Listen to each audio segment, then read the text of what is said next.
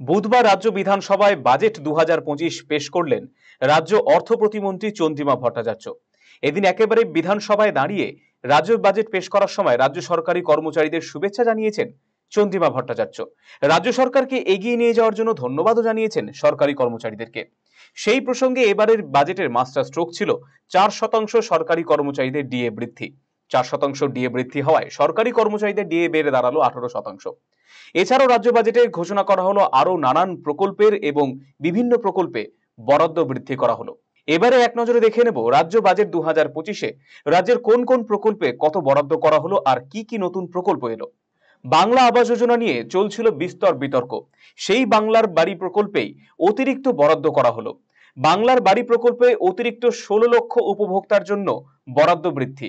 বাংলার বাড়ি প্রকল্পে ৯,৬০০ কোটি টাকা বরাদ্দ করা হলো। অন্যদিকে ঘাটালের মাস্টার প্ল্যান নিয়ে চলছিল বিস্তর বিতর্ক। রাজ্য বাজেটে ঘাটাল মাস্টার প্ল্যানের জন্য বিপুল টাকা বরাদ্দ করা হলো। ঘাটাল মাস্টার প্ল্যানের জন্য ৫০০ কোটি টাকা বরাদ্দ করা হলো। এছাড়াও নদী বাঁধ উন্নয়নের জন্য নতুন প্রকল্প ঘোষণা করা হলো। নদী বাঁধ উন্নয়নে নতুন প্রকল্পের নাম দেওয়া হয়েছে নদী বন্ধন। এই নদী বন্ধন প্রকল্পের মাধ্যমে রাজ্যের একাধিক নদী ভাঙন কবলিত এলাকাগুলোতে উন্নয়ন করা হবে।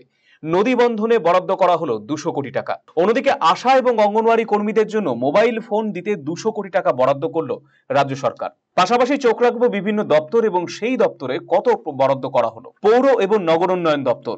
রাজ্য বাজেটে পৌর এবং নগর উন্নয়ন দপ্তরে ১৩,৩৮১.৬৮ কোটি টাকা বরাদ্দ করা হলো।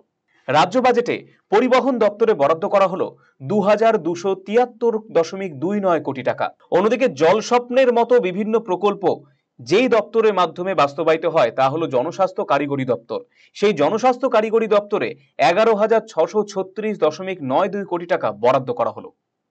অন্যদিকে বাজেট ২০২৫-এ সবচাইতে বেশি বরাদ্দ করা হয়েছে পঞ্চায়েত এবং গ্রাম উন্নয়ন দপ্তরে। রাজ্য বাজেটে পঞ্চায়েত এবং গ্রাম উন্নয়ন দপ্তরে বরাদ্দ করা হলো ৪৪,১৩৯.৬৫ কোটি টাকা। অন্যদিকে রাজ্য বাজেটে উত্তরবঙ্গ উন্নয়ন দপ্তরের জন্য বরাদ্দ করা হলো ৮৬৬.২৬ কোটি টাকা। পাশাপাশি রাজ্যের ক্ষুদ্র, ছোট এবং মাঝারি শিল্পের জন্য বরাদ্দ করা হলো ১,২২৮.৭ কোটি টাকা। অন্যদিকে সংখ্যালঘু বিষয়ক উন্নয়ন দপ্তরের জন্য রাজ্য বাজেটে বরাদ্দ করা হলো ৫,৬০২.২৯ কোটি টাকা। রাজ্য বাজেটে অনগ্রসর শ্রেণী কল্যাণ উন্নয়নের জন্য বরাদ্দ করা হলো ২,৪২৩.৮০ কোটি টাকা। পাশাপাশি রাজ্যে উচ্চশিক্ষার জন্য বরাদ্দ করা হলো ৬,৫৯৩.৫৮ কোটি টাকা।